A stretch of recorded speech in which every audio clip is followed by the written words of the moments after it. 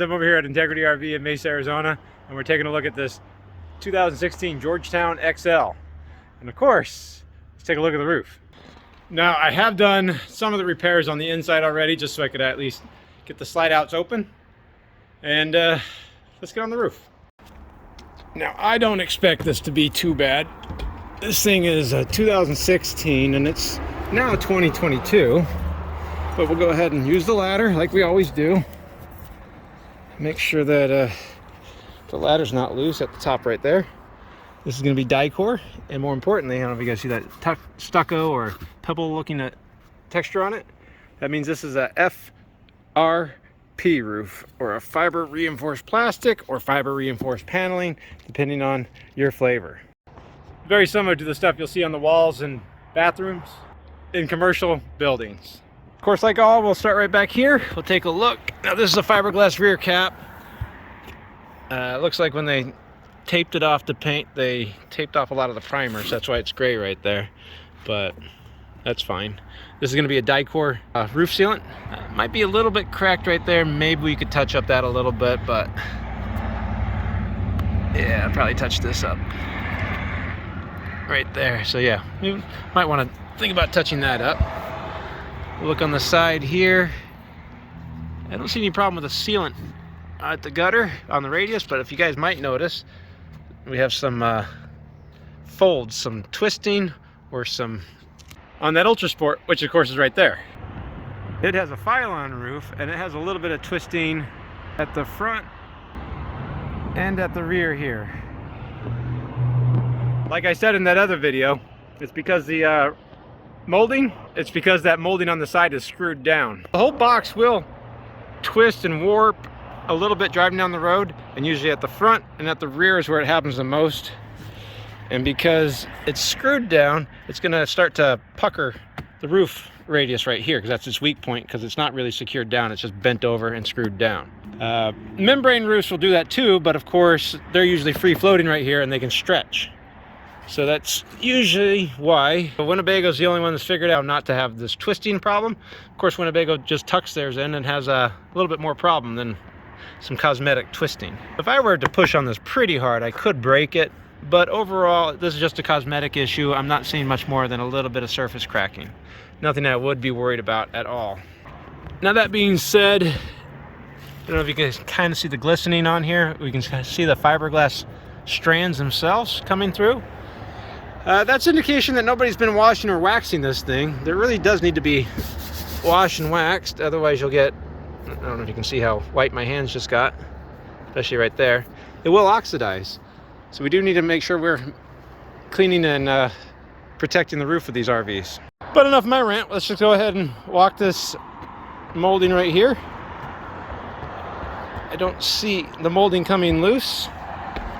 There's a little bit of a surface crack right there. We could probably touch that up at the same time we touch up that corner over on the other side and this corner. Take a look at the Skylight here. It looks to me like this is not the original Skylight. That has been replaced. You can kind of see the remnants of sealant right here, the original sealant. So somebody has changed out the Skylight, and the sealant looks like it's in good shape. I don't see any cracking in the plastic, so we're looking pretty good there. Look at the radius on this side. Usually this cap seal is just going to be silicone. That's about all you'll need. Just 100% silicone. Get the slide out topper right here.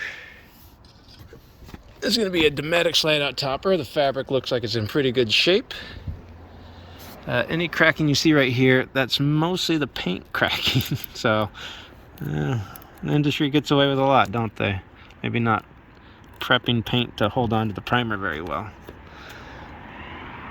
We could probably recommend doing a cap seal with silicone right there, just to protect the water from getting between the rail and the sidewall. We didn't point it out. It's just gonna be a sewer vent, and I don't see anything wrong with it. Good shape. Over on this sewer vent, same thing again. Nothing wrong with it. Plastic's in pretty decent shape. We do have a vent cover that goes over a fantastic vent back here. I don't know if this one will come off or not, because it looks like it's been sealed down. So yeah, you should not be sealing these things down when you install them. Otherwise, you can't take this off and inspect the vent.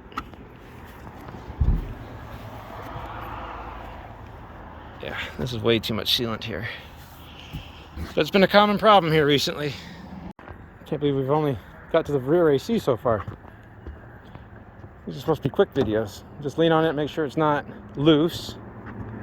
The roof looks pretty good. Now the patio awning's a power awning. They put the rail on top, so it is going to be pretty important that the rail isn't loose and the sealant's not gapped. Again, same on this problem as they sealed down that roof vent cover. Don't do that. Otherwise I can't take this off easily without having to spend a few hours cleaning everything up. More to this side. This roof radius looks fine. I didn't point it out, but of course obviously the paint is already aged out after 5 years. The slide out topper, this is a pretty long slide out, so it's not uncommon for water to pool. In the middle right here, it looks to me like the topper is out of its cradle. It's supposed to be down in those rollers, not on top of the roller.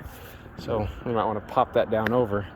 But that cradle is going to keep the tube from flexing in the middle, creating this pocket for water to puddle in.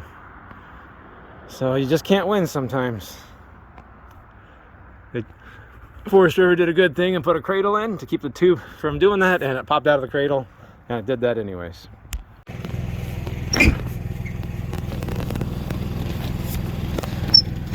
Alright, there we go. It's back in there. If we follow this fabric all the way up here, it does have a slight tear. So this is the leading edge, so this gets the most damage on it, or the most stress from the wind driving down the road. And you can either use some repair tape, or it's about time for a new fabric anyways, so we'll make a note of that. Alright, we'll back up a little bit back down to here. Now the original TV antenna that was here has been changed out for a King Control low profile TV antenna. And I'm going to say they did an okay job, other than the fact that this is either supposed to be facing to the rear, and it's kind of facing rear-ish, not completely to the rear. But they were trying to probably cover as many holes as they could, so I won't fault them for any of that. Sealant's maybe a little gap, maybe we could touch up with a little bit of sealant here. This awning rail continues. Now the sewer vent right here might be pulling away from the plastic, but I don't see an issue with it on the roof. And that's really not a crack, that was just an imperfection of how it self-leveled. Awning's looking really good at this point. It looks like a lot of the threads on the stitching's giving out. But it's still holding in there. You think 5 years should last longer than 5 years in the sun. Look at that, another vent cover. It's been glued down. Don't glue these down. Go to the front AC. It's not loose. I don't know if you guys can see the glistening in the sun a little bit better. You can see those fiberglass fibers a little bit better. So yeah, if you want to get some wax or some UV protectant on here to keep that from aging too much. Look up front right here. Obviously it's going to be very difficult to see underneath the awning wrap at this radius sealant or point right here. This is just the insert, some more wrinkling, which is not uncommon, not unheard of. Maybe a little bit of touch up right there. Maybe a little bit. Let's go ahead and walk the front cap. Look for any loose screws. I don't see any. It all looks like a factory original sealant on it. Again, you can see this is where they painted. This is just the primer. So they masked off the paint. They didn't get all of it. It's weird. And of course right here we just have our antennas covered by a dome. Here and here. Sealant looks good on those. Even this radio antenna looks good. So I think overall, guys, this roof is in pretty serviceable shape. I hate seeing this. I think the manufacturers should be liable for that. Now the only repairs you could really do on that wrinkling on the radius would be grind it and do a fiberglass repair. But fiberglass is not a completely stable material. In the heat it does flex, it does deform. It is more of a plastic.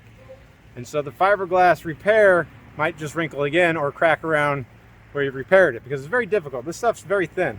You don't have too much to grind to. You don't have too much to glue fiberglass mat to. The other repair would be to cut off the radius front to back and get metal radiuses made and screw them down. But at that point, you have, it's not a seamless roof anymore, and you have a seam on the top all the way across with molding, and each one of those radiuses in the molding is going to be probably about 100 to 200 holes you're putting in the roof to screw it down. Now, of course, you could go to a pretty reputable roof coating dealer, and they'll spray on a more like a rhino lining on it, and that would give it about as much longevity as you'd ever want in an RV, because they even have a lifetime warranty on something like that. But again, that's a pretty expensive option to do too. It's just a shame the factories don't have to stand behind their work after 5 years. But there it is, a 2016 Georgetown XL. It's about 38 foot. This is from Forest River. Has an FRP roof, fiber reinforced plastic or paneling, and we're using basically die-core sealant on the roof and silicone on the edges. Besides a little bit of touch-up at the front and rear caps, mostly at the radiuses, we could use a little bit more maintenance on this, wash and wax. And as far as those wrinkles go, not going to be too much we can do on it. It's just going to be part of it. We should go ahead and inspect these roofs at least once a year with those wrinkles, maybe twice a year, and check and make sure the wrinkles aren't cracking excessively and letting water in. But thanks a lot for watching, guys. I'll take you through a quick tour on the inside, and this is pretty cool. It's got a pretty nice floor plan in it. It's got a lot of bonus features to it. And yes, I do know I showed you guys a Georgetown that it's one of my projects, and it's still one of my projects, and I will get to it. There's a lot coming, I swear. So I will take you through the inside, but this does have an outside TV, a power awning, and underneath the awning is going to be a LED light strip right there. Wow. Now I might laugh about it, but that does cascade a lot of light on the outside, much more than a porch light could ever hope to. Especially as it bounces off the awning fabric. This is something of a mid-coach entry Class A gas motorhome. It is on a Ford chassis and it has a Ford V10 Triton engine on it. Now, while I won't call it necessarily a top-of-the-line Class A gas motorhome, it does have a lot of nice features that you wouldn't find in a lot of Class A gas motorhomes. Both the passenger seat and the driver's seats are in really great shape. The driver's seat is power, however the passenger seat is not. It does have hydraulic automatic 4-point leveling on it, and your standard affair as far as the Ford chassis goes. The front shades, there's a day-night shade, they are power. The rest of all the shades are going to be manual shades, so you know I like that part. If we look at the radio, it is a Pioneer head unit. It does have side cameras and a rear view camera. And if I take a look at the floor here, this is oversized ceramic tile, and that is throughout the entire length of the motorhome. And up at the ceiling, it does have padded vinyl, which is a nice soft touch feature that helps insulate, while at the same time easier to clean, and it's a little bit quieter. Now before we go any further back, let's go ahead and take a look at this, because this is a bunkhouse. Check this out. Now the cool thing about this one, it's not electric, there's no controller on it, you just have to lift up on it, like that, pop that over, and you're just going to pull it down, it flips all the way down, have that handle right there, pop that all the way down, and now you have a twin-size bed. That was pretty effortless, so it's really easy to get into and out of. There is a ladder to go up to it, and that's really nice. I can't tell you how many bunks that have controllers on them don't work, so it's nice not to have a power one. Just let me go ahead and put that away real fast. All right, that was simple. Now the cabinetry itself, solid wood doors, but this is engineered lumber, so these are basically stickers and 1/8" paneling, same thing right there. The dinette booth does turn into a bed. It's just got the flip down handle right there. You flip over, you push that whole thing down, put the cushions over the top of it, and it is a bed. There are 2 slide outs on this. There's one in the front and one in the rear. The Corian countertop's really nice high-end Corian countertop. Stainless steel sinks. Has a glass tile on the backsplash around the stove. There's a 3-burner propane stovetop with a propane oven down below, but at least you do get a nice oven above with a convection oven microwave. You also get a residential refrigerator. This is a Frigidaire, not some no name, so it's a nice refrigerator. Unlike a lot of luxury buses, you actually do get water and ice in the door. Across from the refrigerator is the sofa. This has been changed out from the original factory one. It's now a reclining sofa, so that way you can watch TV just fine. And below the TV is going to be the fireplace, which of course is just electric. It does have a heating element right there to give off some heat as a space heater, and the ambiance of almost a fire. On the roof, you guys saw there was 2 ACs, but there's a nice feature right here. They both have heat strips on them, so you have electric heating. So even if below freezing temperatures outside, unlike a heat pump, you'd still have heat, electric heat. So that's just a heating element in the AC itself that will give you heat even below zero. So a lot of heat pumps out there kick off once it's below freezing outside. So with an electric heater element like that, you don't have to worry if it's below freezing. It'll still work. Now here's one of the nice features about this. This is a bath and a half. So you have your front bathroom, mid-coach bath right here. It has its own toilet. It's just a gravity toilet. Really nice Corian countertop in here with a vessel sink. And it even has a, hello, mirror above. Past that bathroom, there is a pocket door, of course, right here to the bedroom. That's where the second slide out's going to be. Now it is a queen size bed, and I will agree with you, this mattress is too small for this platform. If you look across from the bed, you have your whole bin of drawers down below and up top. And this is the main closet right here. So it is a little bit of a smaller closet in here. Now next to the TV is going to be the washer dryer combo unit. So another bonus feature on here. She did lose some more closet space right above, but having a washer is pretty important sometimes. You're also going to get smaller closets because you still have a rear bathroom back here.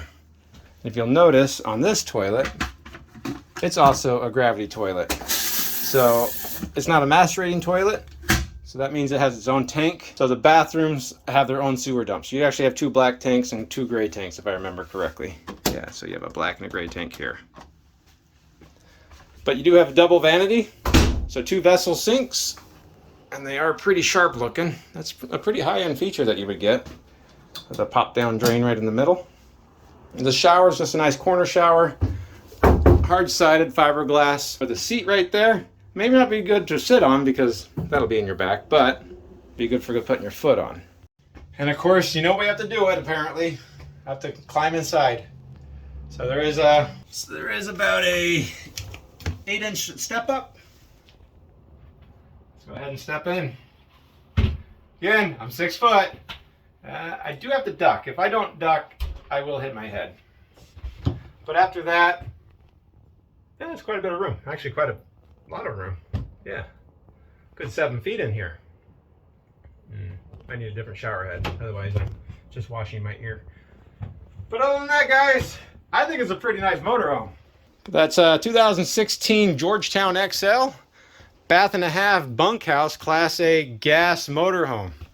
About all the features you could ever want in a really nice diesel pusher, but in a more manageable form, even with a lot of high-end touches to it. Pretty nice. And yes, don't worry, there's ample storage underneath. And look at that, that's a cushion for a dinette bed.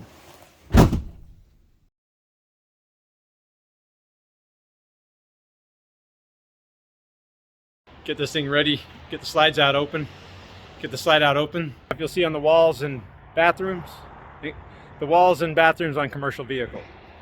The walls on bathroom, and like I said in that other video, for both comfort and sound deadening qualities. For it does have padded vinyl, which is a nice size. The wood, the cabinetry itself. Across from the refrigerator, there's a stove. Across from the refrigerator is the stove.